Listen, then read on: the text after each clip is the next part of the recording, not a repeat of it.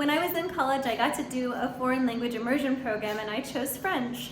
And in that program, I met this neat Moroccan girl and she shared this recipe with me.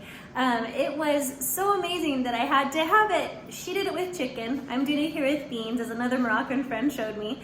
I hope you enjoy this one as well. It's one of our family favorites. Oh, this sauce is not from her, but it's from another recipe I found and kind of merged it together. I think it's really good. Don't skip out on it. All right, a Moroccan tagine. We've got about an onion. It's probably about a half an onion for a normal size onion. I've got a big old garlic clove minced up. Just one celery stalk, but you can certainly do more. I'm just not an extremely large fan of celery. Stringy. One bell pepper. I've got one zucchini, and as you can see, I haven't really put them in small pieces. They're more just kind of chunks. One carrot and one potato, and we're going to start off first with the onion and garlic and some olive oil in the pot, and then move on to the other vegetables. All right, once the onions and garlic are all potent, we're gonna add in our spices. I've got about 1 teaspoon of some turmeric powder, and I've got about 1 teaspoon of some cumin, and 1 teaspoon of some paprika.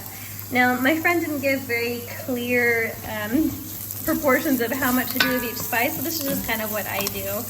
This is really just kind of one of those family recipes where you kind of eyeball it, I guess. So don't feel like you're gonna totally mess it up just because you didn't get it absolutely perfect.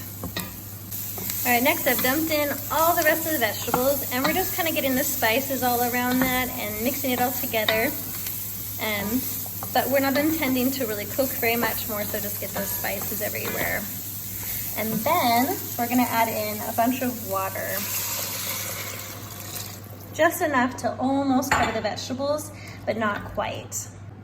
And I'm adding in just a big spoonful of some vegetable bouillon just to get it a little bit more rich. And then obviously make sure to do plenty of salt because you want those vegetables to really sing.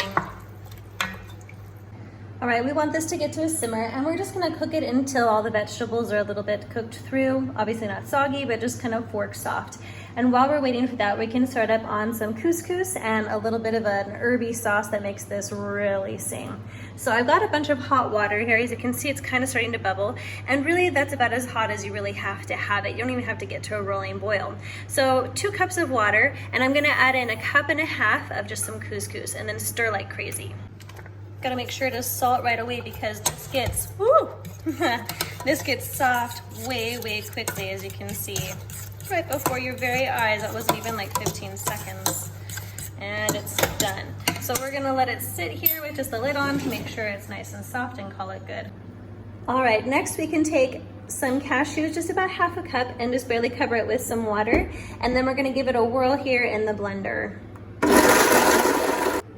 All right, I blended this twice to make sure it was super smooth. As you can see, there's a little bit more chunks on the side, but honestly, I think that'll be nice for texture. I'm gonna put in a squirt of 1/2 of the juice of a lemon, and then I'm going to make sure that I salt it well as well. And then just give it one more whirl and call it. All right, I've got just a little handful here of some cilantro, parsley, and mint, and we're just gonna chop it up pretty fine and then stick it in that cashew yogurt type sauce we made. Herbs in, and then we'll just give it a little mix.